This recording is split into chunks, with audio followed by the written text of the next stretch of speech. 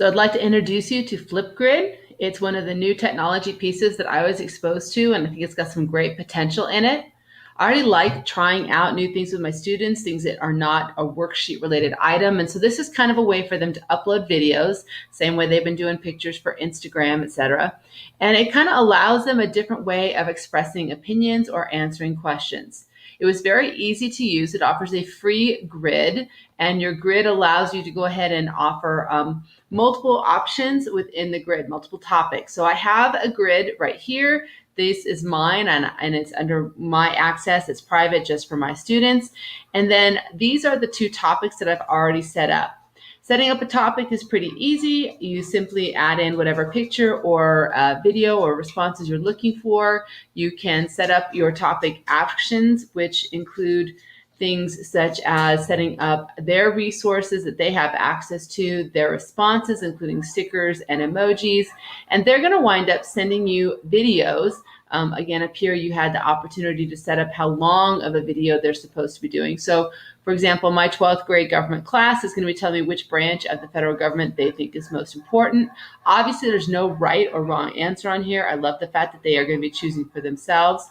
And once I'm done updating my topic, I simply hit update and they have access.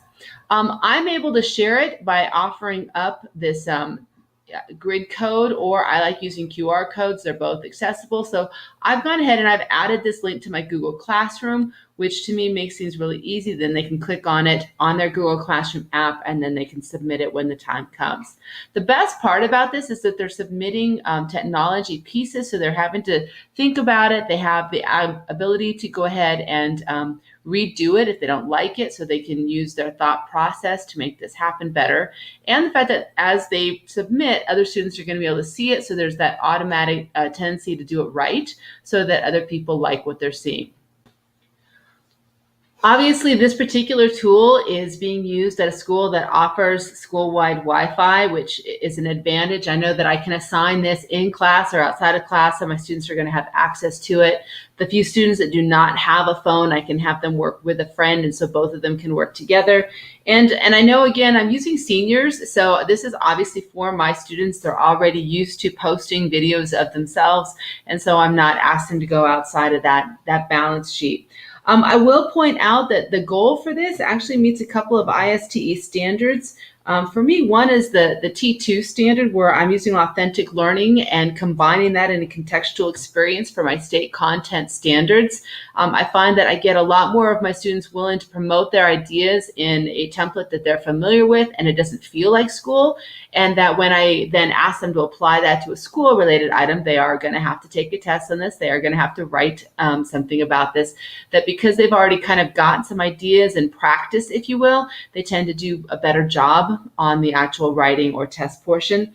I also found the ISTE standard T4B, where it talks about creating an environment of responsible social interaction. One of the hardest things for my students is that idea that the things that they post are going to possibly come back and get them in the future. They don't tend to see it, even in this era of Instagram and Snapchat that tells them it's only going to be there for a split second.